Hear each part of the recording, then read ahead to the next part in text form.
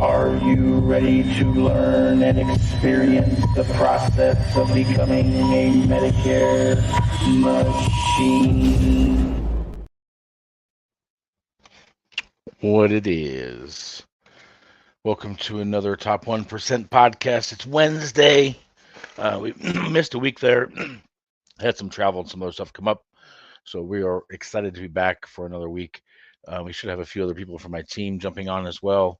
We're going to try to focus each couple of weeks on finding stories within other places in our team that other people can resonate with.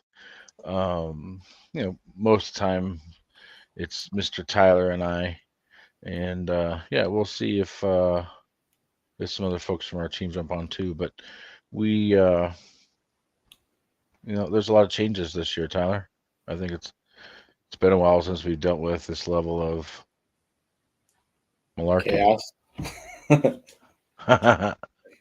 Yeah, it's been interesting, and there's a little bit of the sky is falling effect happening at this point, and a little bit of a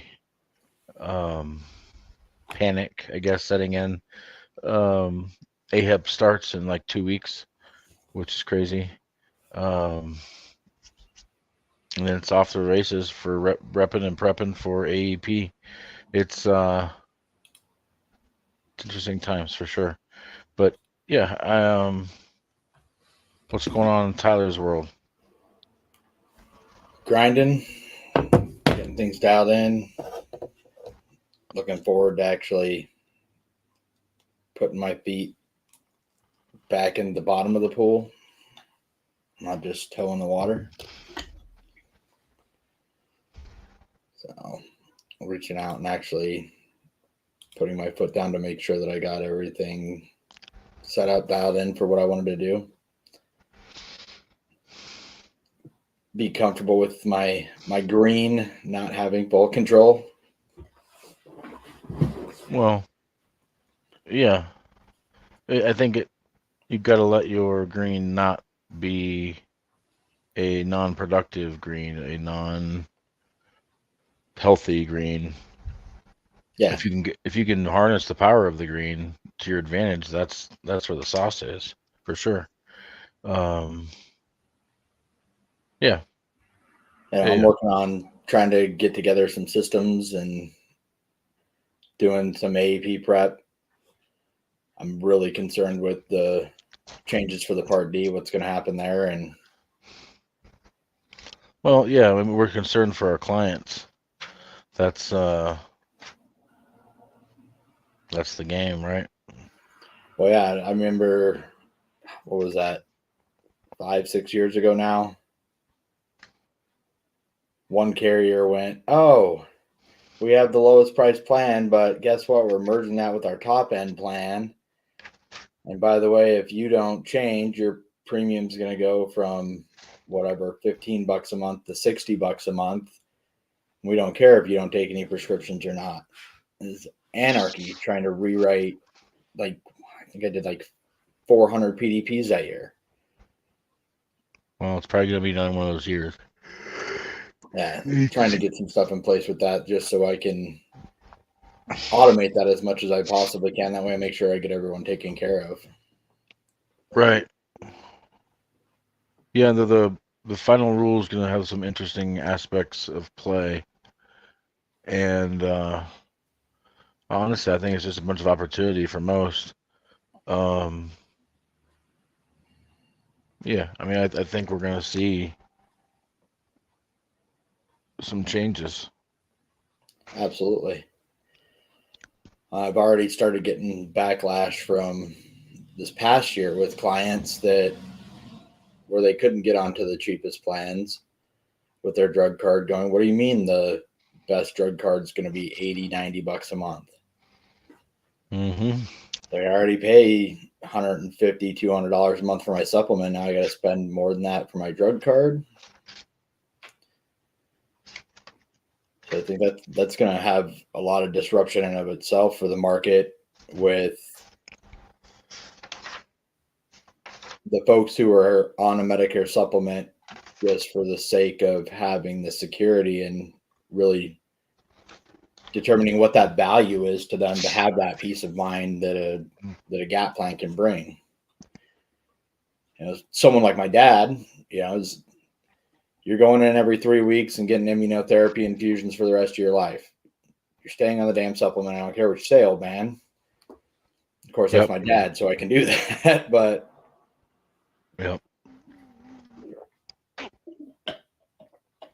things like that, it's gonna have a lot of variables that come into play, and then depending on how the final rule really comes down, it could have a huge impact on the industry as a whole on the Medicare side with how marketing's done,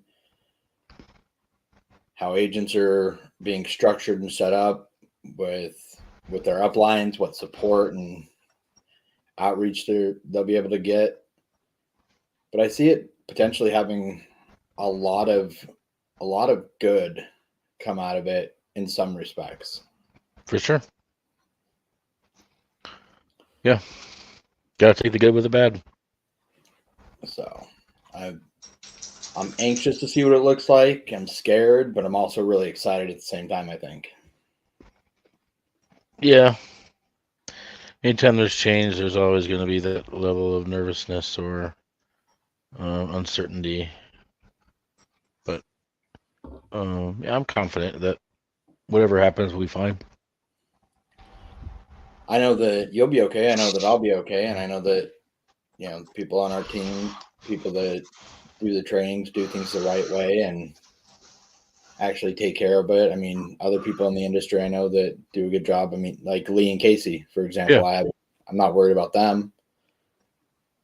I know Ron Ray does a great job servicing people. I mean, people with all kinds of different uplines. I'm not worried about those agents, but I am worried about the clients and having enough. I think that's my biggest fear, is having enough quality agents that are going to be there to service everybody. Right. Mm-hmm. There'll probably be a staffing shortage, so to speak, in the industry. For sure. Which, again, is just more opportunity for those that are poised to take advantage. And so I think the things I'm focusing on is setting up for automation and delegation by hiring some more staff for this year. Absolutely. Get things as efficient as possible to have the machine running top notch. That's all we can hope for. Get those quarters down from low 10s into the sub 9s. Yeah. What do you think about like the type of marketing you're going to focus on the rest of this year? As far as like what specific marketing I'm planning on doing, or yeah, well, really looking forward to getting back out into the community locally a lot more. So the educational seminars are going to be a huge part of that, to where I can really start establishing more of a presence in Western New York, Pennsylvania, even Eastern Ohio, rather than 1,500 miles away in Colorado, which I love all my clients in Colorado and I love coming back out to see them. I just would really like to start building out this way a little bit more, so that I'm not dealing with everybody virtually or over the phone and only getting to see them once or twice a year. Right. That'll be a huge impact. Hi, Caitlin. Oh gosh, hello. So I have to first say thank you for changing your avatar on Teams. I really appreciate that. That was throwing me off like crazy. It was throwing me off. And once I finally figured out how to do it, it was like, oh, thank goodness. I don't want to be a boy anymore. It's not me. That's so funny. I'm not Ty, I promise. I was cracking me up every time I'd look at it, I'd be like, what? Yeah. Like, and at first I didn't realize what had happened. I was like, Why did Ty change his name to Caitlin? Like, what is he doing? What's up, Brian? Yeah, that's me. Hey guys, I was coming in through LinkedIn, so you couldn't see. You came in through the back end? Yeah. Well, get out of there. We don't allow back end entry around here. I'm here now. Yeah. Front door only. That's good. So, this is good. So we have Tyler and I, we have Brian, Caitlin. Brian and Caitlin are, Brian is long to the tooth for the business, but short to the tooth on being independent. Yes. And Caitlin is short on the tooth on both. Yeah. In both sides, right?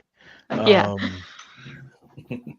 So how talk about it. There's a lot of people that we help and talk to in our massive viewership. I think we got to get more exciting and more fun. I think that's what all we sit around and talk about is the same bullshit. And so what I want to do is kind of go through, and Tyler and I are going to take turns asking the two of you questions, somewhat about the business, maybe not about the business, that kind of stuff. So Brian, I'll start with you. What do you think is what drives you? What drives me, I would put it this way, and that is it has to be internal for me. If you tell me, well, you can set the stage, you've got to get the kernel sometimes in my head, and then I will start chasing it. When I was in the corporate world, it started way back when they said you can't be a salesperson. You back 40 years ago, you had to have the look. Prudential hired 6 foot tall former military guys, and that was all they hired. And as you can tell, I'm not 6 foot tall, and I was not in the military. So that was what drove me, and it's been the motivator ever since. In that, when somebody tells me I can't do it, Tyler also struggles not being 6 foot tall. I do. I also very much struggle with being challenged. The discrimination and the BS. Yeah. That's interesting. And internal motivation, internal drive. What drives me internally when you think of a concept like that, most of us don't know the answer to that. Yeah. Like I don't. Yeah. When I think of what drives me, I don't. Like I don't have to think about it anymore. So I guess for a while there, when I had the wrong mindset, I would focus on the things that I didn't have, the progress I hadn't made, the opportunity I'm not taking advantage of. Because there was definitely a period, I got to learn, in essence, in an LOA environment where it's a weird dichotomy for me because I was an LOA, but I was the one training everybody. So it's interesting to me to talk to people. Brian, you're almost in the same boat, where you're fully trained before you hit the field, and so the knowledge part isn't the problem. No, it's well, for you, you're at a different stage of life, in a different position, and when you look at what drives you, the answer should be whatever your goal is at the time. the answer should be whatever your motivators are at the time. And it's okay to have that stuff change. Yeah. And I think when I think back to my first stages of the field, I was so certain in my mind that it was like an unstoppable thing happening. And I think for a lot of other people, not having the confidence in the training, not having confidence in the products, not having confidence if someone asks me a question, will I know the answer? Will I be able to say it as smoothly and as calmly? And I think Caitlin got to see that effect this week with Yeah. watching back-to-back seminars with Lori on her team, who's awesome at seminars too.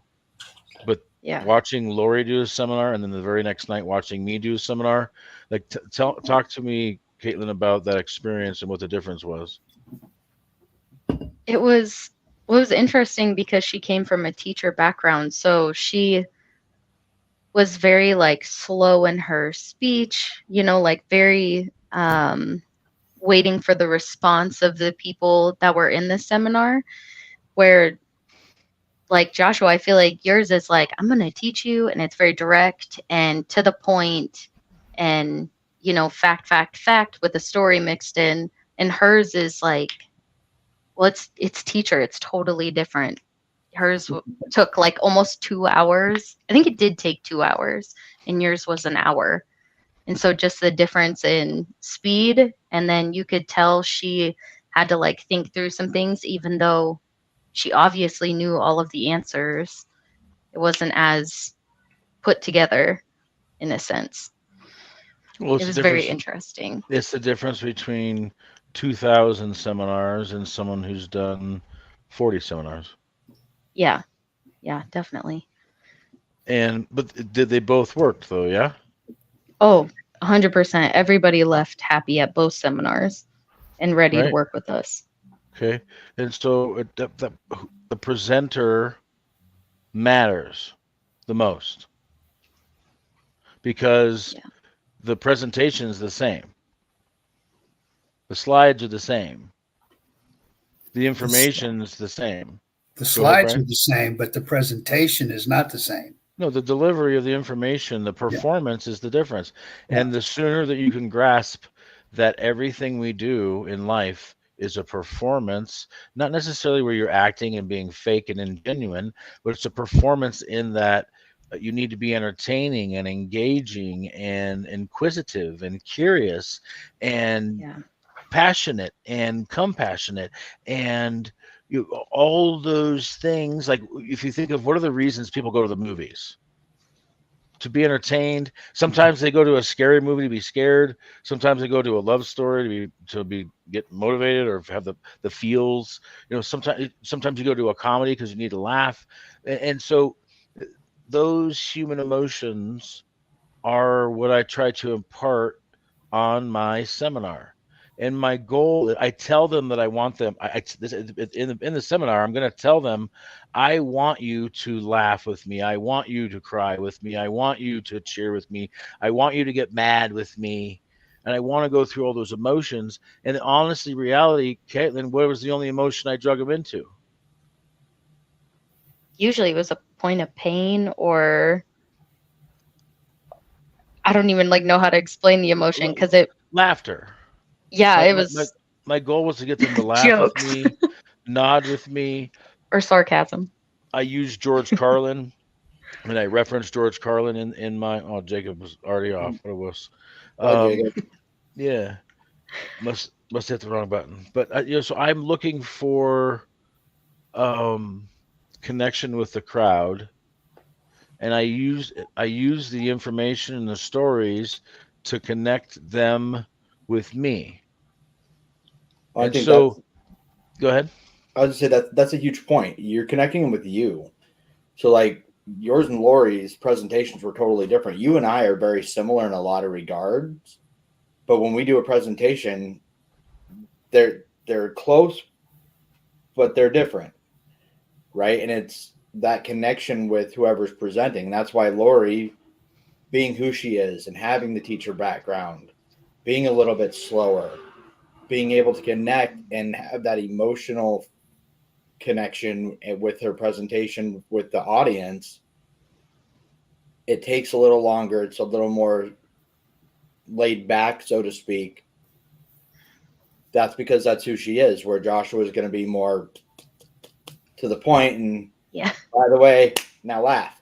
And that's Joshua, right? So that connects them with him, and that makes the audience, the people you're presenting to, you people you're trying to help, connect with you and have that emotional connection, which is where I think the presentation, where the presenter and the presentation matters, is having that, being able to build that connection. That's going to be different for every single person. Yeah. So how do you connect with people? Who, me or Galen or Brian? Anybody? How does anybody connect with people? Try to get them to talk about themselves. Okay, great. And how would I do that? Tell me about yourself, Joshua. Where did you grow up? And what did he just do? Inquisitive. He asked me a question. Yeah. So to control the conversation, to set the tone, you just got to start asking questions, but specifically asking questions about You. Them. and more specifically asking questions about things that they are passionate about, that they care about, that they like to do. Hobbies are good to lean into. A lot of people have their identity in their work, so asking people what they do, like for us, I mean, I'm training the team all the time. Like you guys are like trained ninjas for when it comes to someone asks you what you do now. It's almost exciting when someone asks us now, all right, this is what I've been training for. Where for most people, the hi, how are you? What do you do for a living? Where do you live? There's this line of questioning that everybody's like agreed is the standard script. Oh snap! We got Aaron's gonna jump in. Aaron's gonna pop in. Well, she's not gonna do her video though. Huh? I see. So when we start analyzing our ability to connect with humans, it's really our ability is to slow down. Because I mean, think about it. How excited are you when someone just starts asking questions about you? How Depends on forthcoming the are interest. you? Well, I know, Tyler, you're a inverted asshole, and that doesn't count. Okay, but most people are gonna enjoy that process of someone being genuinely interested. Now, I'm not talking about someone you don't like. I'm talking about someone you like or admire or respect or want to get to know. When they start to engage with you, if it's all about me, if I just have diarrhea of the mouth of what I do and how awesome I am and all blah blah blah blah blah blah, the other person is shut down. But if you reverse that role and instead fight that urge to talk about yourself, because that's what we want to do, and every time they ask a question about you, what should you do? Give the shortest possible answer and immediately pivot back to asking questions about them. But try not to fall in trap to the volleyball. Everybody know what I mean by the volleyball?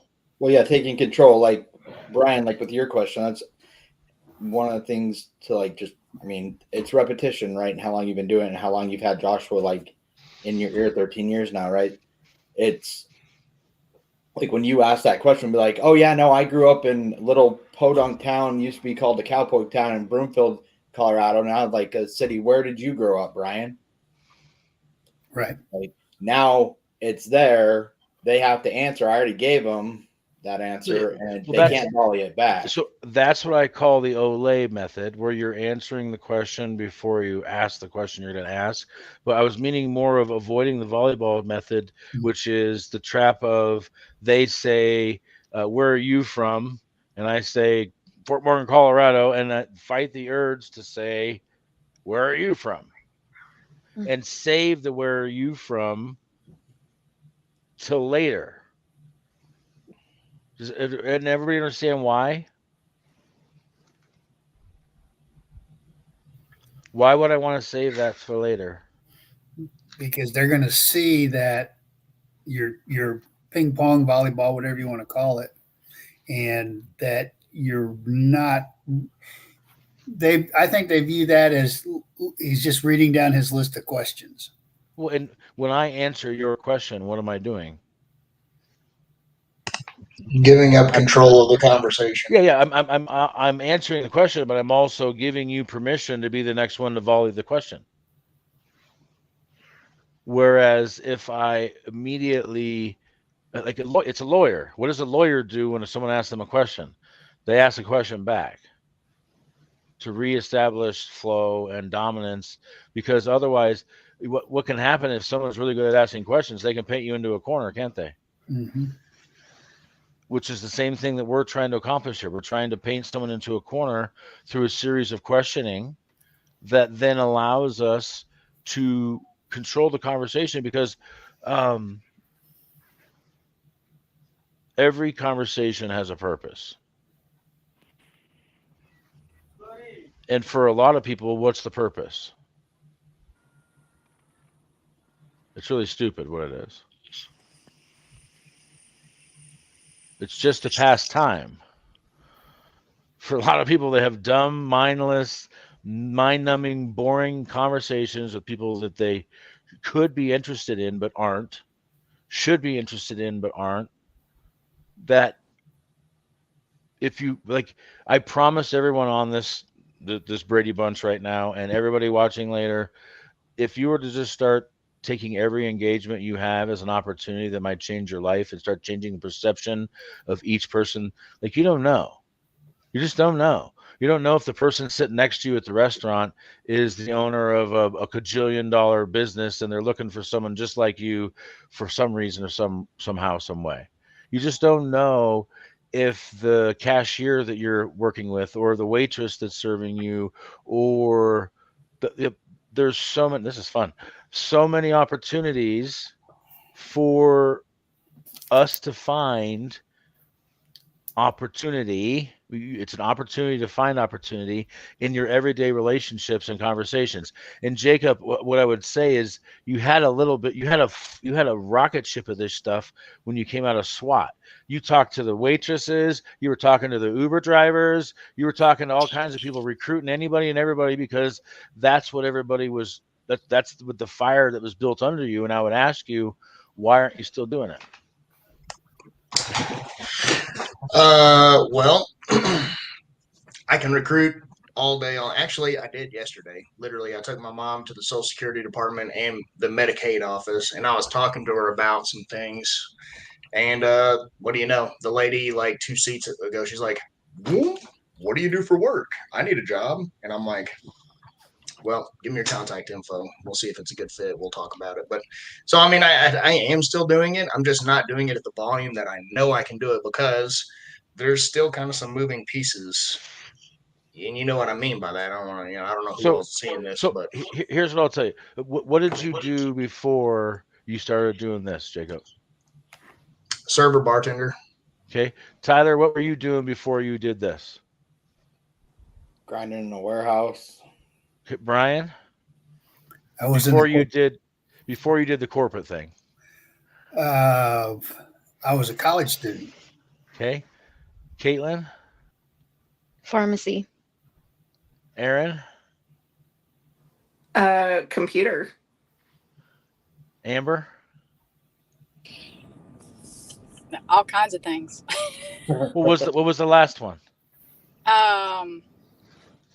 Before I did Medicare, I did other insurance, but then worked for our family business, and then homeschooled kids, and I had a cleaning business and some other things. Okay, Fred. I had a trucking company. And before that, I worked in the oil field, and Okay. before then, I worked at AT&T for 10 years and left as a sales manager. Okay.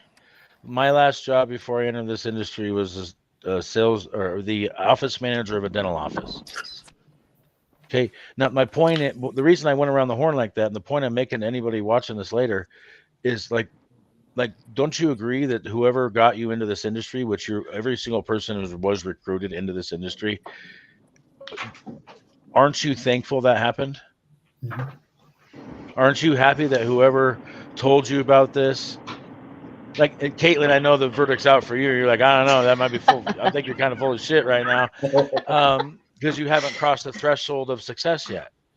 But Yeah. every other person on this call has had the feeling of working their ass off in AEP and then having 10, 20, 30, or some godly thousand amount of dollars deposited into their account in January, or making a big help with somebody in protecting their family with life insurance and having a month's salary worth of money or enough to pay your mortgage with one person that you helped.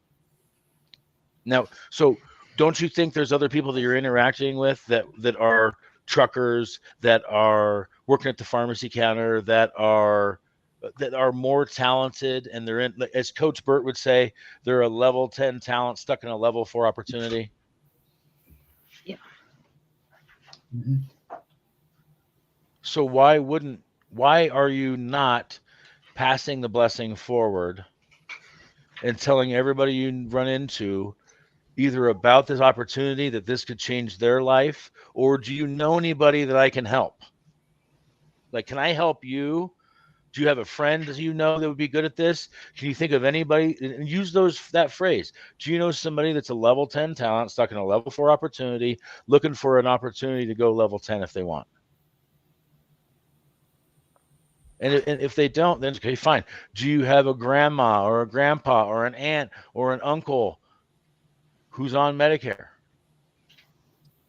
And here's my favorite question that they can't say no to. Do you know anybody that's going to die? Because I need to talk to them about life insurance.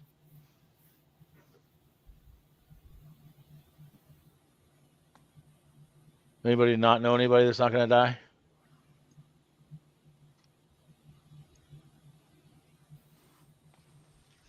So, Jacob, what do you think the number one thing that stops you from success is? Always with the loaded questions. Me. And that's What about anybody, I think. what about you specifically? All right. Well, do you got the time? Well, give me the one sentence version.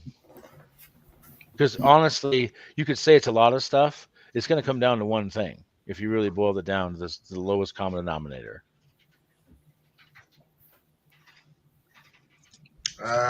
Geez.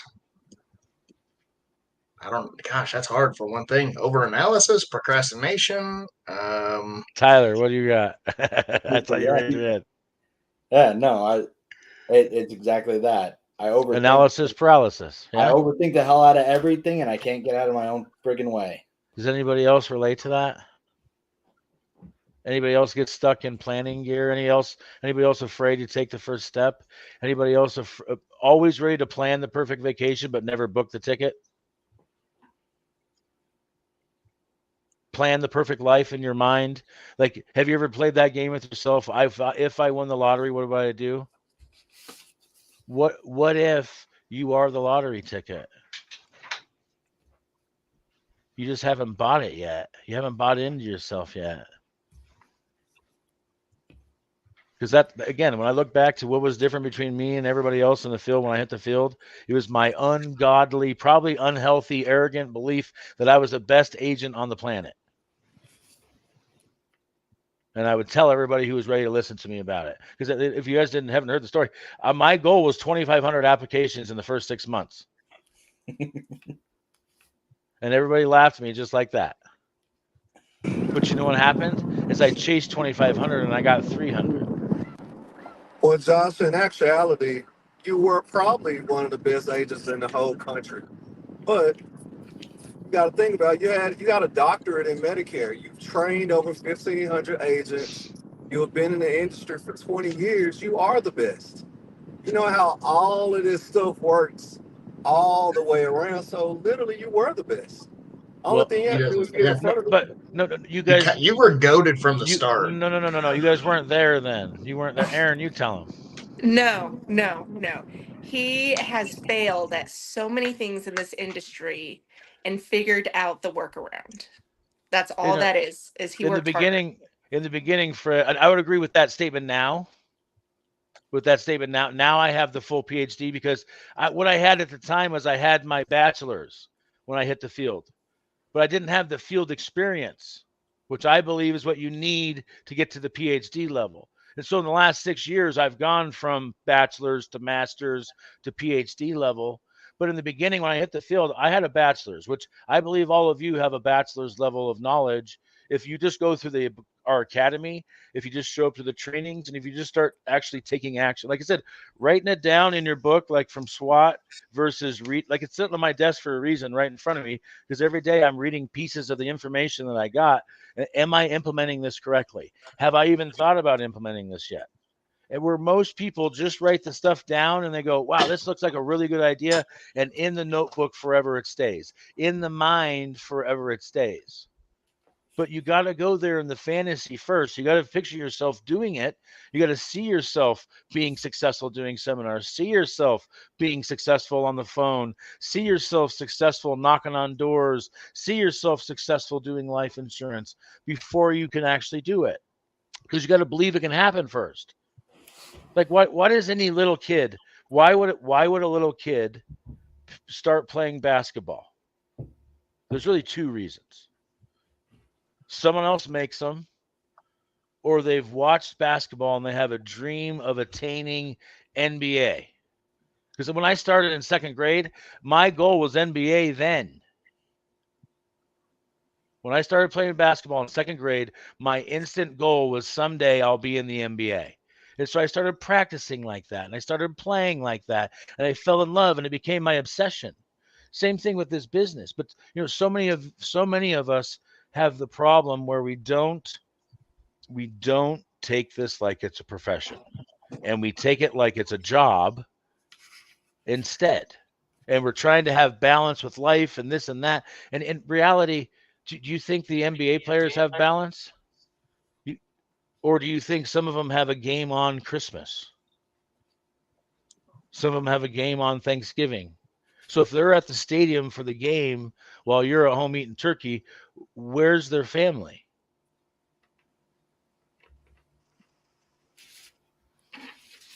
And so if you think that there's not sacrifices being made, and there aren't going to be sacrifices being made, especially in the beginning, or if you're having a reboot, when are situations that you'd have to reboot?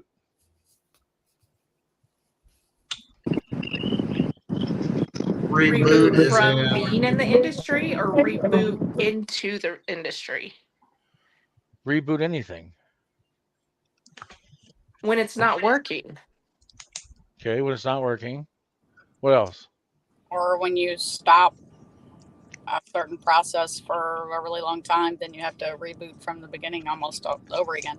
Okay, so if you're starting new, if you're stale, if you've plateaued, if you need to be remotivated, reinvigorated, how often does that happen?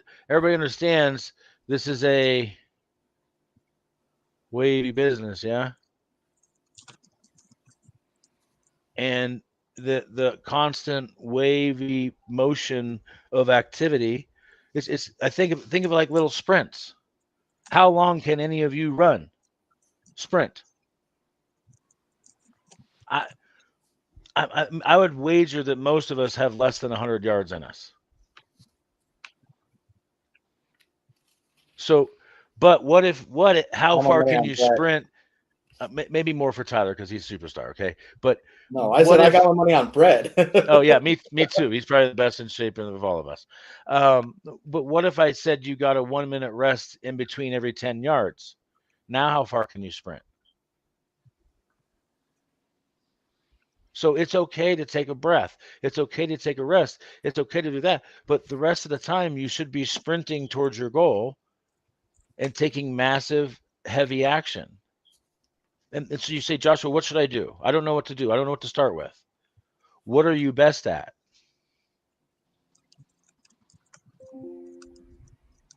because you have to start with what you're best at. So, Brian, what do you think you're best at?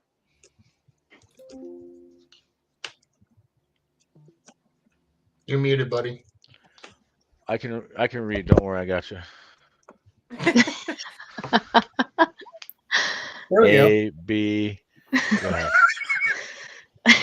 Seminars, I think that's because I've probably done 1,000 employee meetings in my time. You know, but I'm just trying to get the daggum infrastructure set up, and it's not there. Okay, Fred, how long did it take us to set up your seminars on Saturday morning?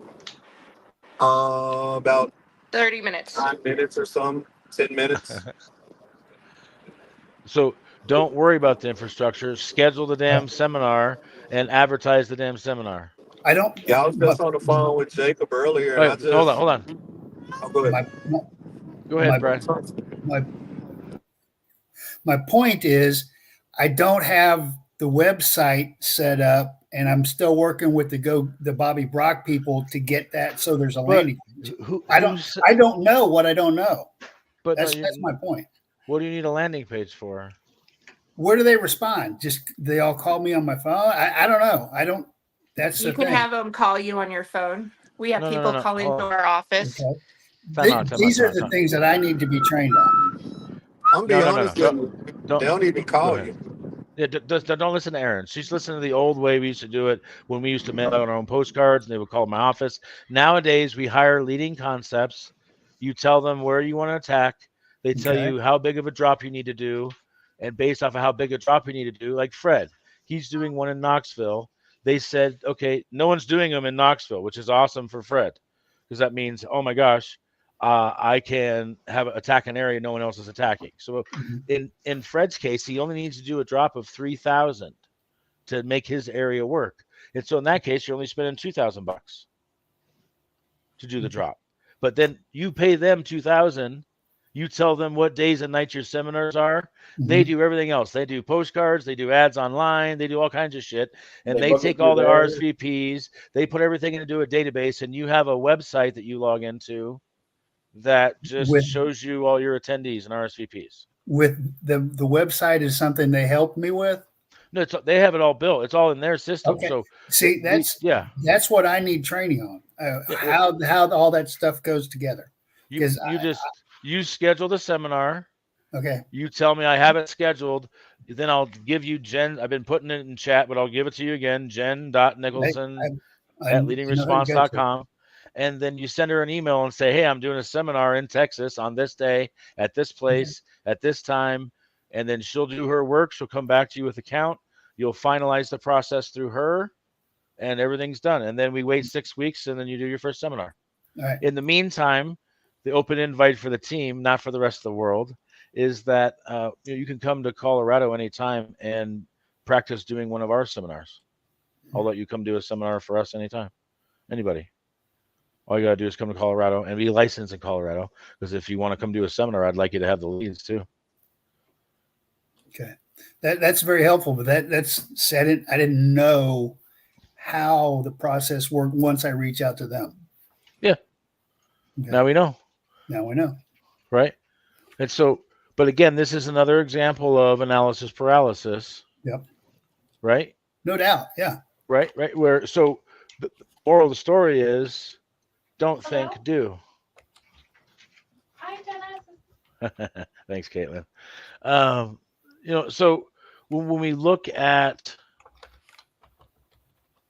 the psychology of a human in this, in any business and what we're doing, like Amber, I'll take Amber as an example. Amber, what's your number one barrier? We asked Jacob, what's your number one barrier to success? Long obedience in a particular direction, consistency, losing my prey drive, my motivation, having to reboot. I can get down with that, Amber. That speaks to me too. Consistency is key, even in golf. Well, why is it hard to be consistent? I get burnt out. I get bored. Do you have ADD? What? Do you have ADD? A little bit, yeah. Yeah. And so what that tells us is what? We gotta spice it up, keep it exciting, maybe. So I would almost bet that every single one of us and almost every single insurance agent that loves being in the field has ADD because we can't sit in an office for 8 hours. We have to get out and go do something. Like Caitlin, you've worked with me for how long, and how many times have you seen me sit in the office all day? Go ahead and start with never, because it's never going to happen ever again. I'm never going to sit in an office all day long again because I don't have to, because I get to do what I want. Right? But there was a time where I had to sit in the office all day long and work leads. There was a time I had to sit there and lick in envelopes and put stamps on envelopes and things because I couldn't afford to do the postage meter back then. You know, and so the long obedience in the direction, it's okay to take 2 steps forward and 1 step back sometimes. It's okay to take 3 steps forward and 1 step back sometimes. It's okay to take 10 steps forward and then take a break. But just understand in the escalator of life, it's an escalator, not a set of stairs. So like life keeps going when you stop. Everybody understands that? And so it's just like an escalator. If you're going an escalator up an escalator that goes down, what happens if you stop? You go backwards, right? And if you stop long enough, what happens? You go all the way back to the beginning. And so sometimes that's what we have to do.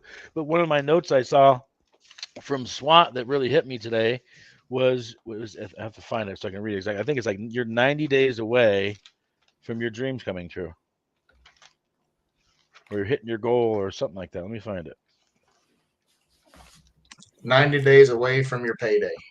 There it is. Yeah. Yep, thank you. Paycheck. You're 90 days away from a paycheck.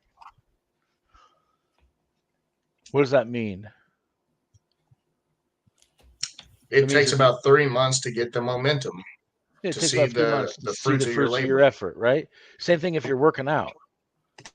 Okay, I'm serious about this, and I'm going to commit this to the public forum too. I committed it to my team this morning. I'm 230 pounds, 0.6 as of this morning. Erin verified it. She was there. Okay, my goal is to get to 200 by AEP.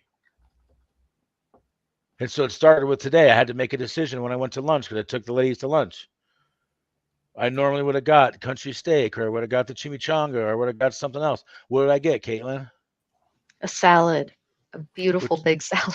Now, Erin, when's the last time I ordered a salad? Well, you always get a side salad with your main dish. Yeah, it's my snack. Okay.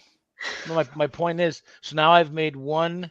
Who's impressed now that Joshua, for the first one meal, made the right choice? I mean, a little bit. How much more impressive will it be if on October 1st, I'm 200 pounds? Then you will have known that I had a long obedience in the same direction with discipline, and I made a bunch of good decisions in a row. A bunch of good decisions in a row. And so most of you are just a bunch of good decisions in a row away from it all. So 90 days. 90 days away means you got to make good decisions for 90 days in a row. Isn't that simple? It's not easy, but it's simple. So my challenge to everyone on the team, out in the world, is when are you going to start doing what you say you're going to do?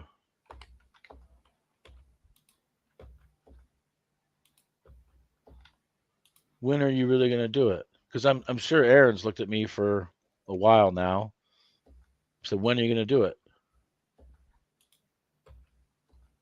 Especially when there has to be a visual difference, because when I look at my scale history again, when I had the heart attack, I dropped 6 pounds in one day. So that was the lowest I've been in a while at 212. But I'm not going to count that because I think I had the heart attack had most to do with that. So we'll say 217 is where I was after that. So why did I go from 217 to 235?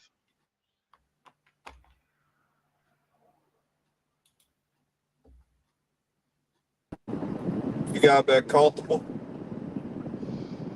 Well, I made a series of shitty decisions in a row of eating whatever I wanted, however I wanted, getting the extra steak, ordering the 5th course, having the soup in addition to the salad and the main course and the dessert, and having ice cream all the time, and eating candy, and having my snacks, and just making poor decisions all around. And I went and worked out twice. 3 times if you count what we did, Fred, if you call that working out, when I ran around the court for 2 minutes and then Yeah, I sat had to down. go. I had to take the EKG for that. Right? No, but my point is for all of us, right? Think about that. Who here has never had a situation where you wanted to do the right thing but didn't? You knew you shouldn't do this, but you do it anyway. I can agree to that. I know, whether it's for food, whether it's work, whether it's family. I know I should call my mom once a week, but did I? I know I should go see my grandma, but did I? Do I? Right? And I've been stressing that lately. I do is different than I will. And better than I did, right? I do, I will, I did. But usually it starts with I will, then it changes to I do, and then it goes to I did. So, moral of today's story. Everybody's new. Even I'm new in some respects. Why? Because I have to find a newfound reason to motivate. Each level of success you achieve in life, you run the risk of mediocrity and comfort setting in. Like with me being fat and happy and comfortable, am I really, really, really productive at the level I could be? Tyler, are you really, really, really productive at the level you could be? Not even close. Brian, are you really, really, really productive at the level you could be? Jacob, are you really, really, really productive on the level you could be? Is anybody? Aaron, Amber, Fred, Caitlin? Oh, sir. So, how interesting is that?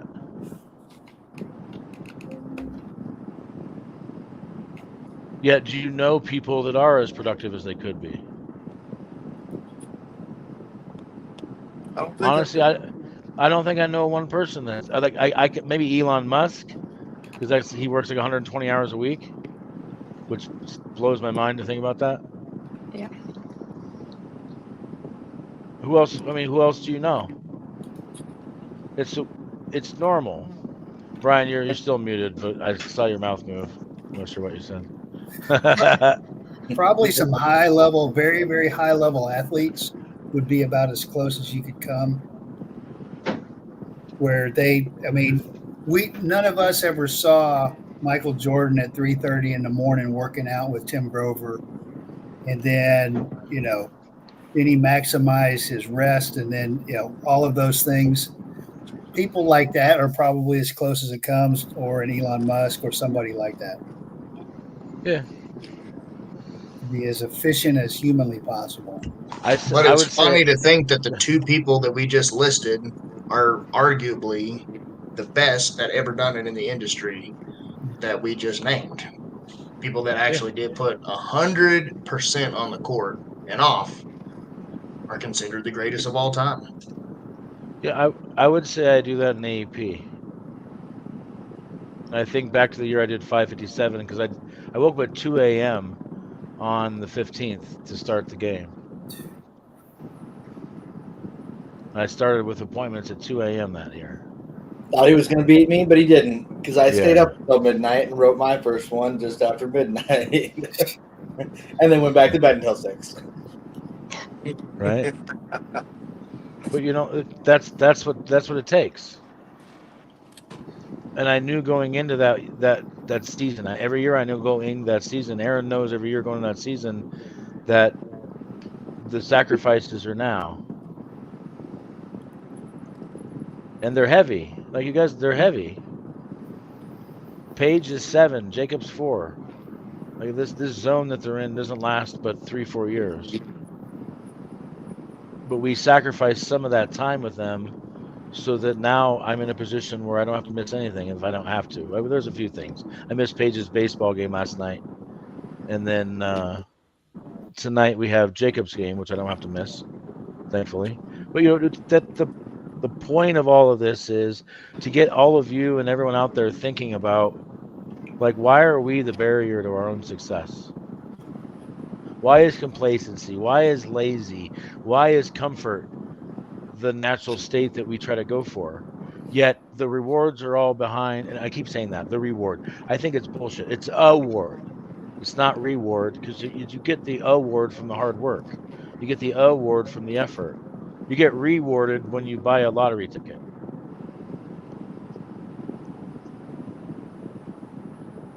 But the effort that you put in should be leading to an award. And if it doesn't, then why are you doing this? Why even live? Why not just get off the grid, say, screw it, I'm going to be Amish, I'm going to go to Canada, I'm going to go live in the woods, I'm going to live off the land, I'm going to chase bears and berries all day? Why participate in the system if you're not going to participate in the system?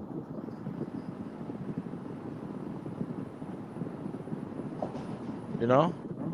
And so, as we wrap up this podcast for this week, you know, I want the message and tone of what we're trying to accomplish as a unit and what the world to know for anyone who watches this podcast is the people you see on the screen right now are all committed, some more than others currently, but we're going to work on everything for everybody to their own success. And some people on this call can be committed to other people's success more than their own. And I would tell you, don't do that until you're in a position of success yourself. Because what you're doing is you're giving up the opportunity. I'm going to mute Fred because he has all that background noise. It gives you up the opportunity for us to grow. Like if you don't give yourself, like Paige, I'll give Paige as the example with this baseball. We're in machine pitch baseball this year. In the first game, she didn't hit the ball at all. And the last at bat, she got hit in the hand and it hurt from the pitch. But yesterday's game, she got 2 hits and got on base both times. Now, what's that from? Practice, repetition, staying in the pocket, good coaching, being coachable, listening. Paige is very coachable. I'm not. No, not you. Right? But I know that about myself. And so you got to ask yourself, am I coachable? Because I have become coachable.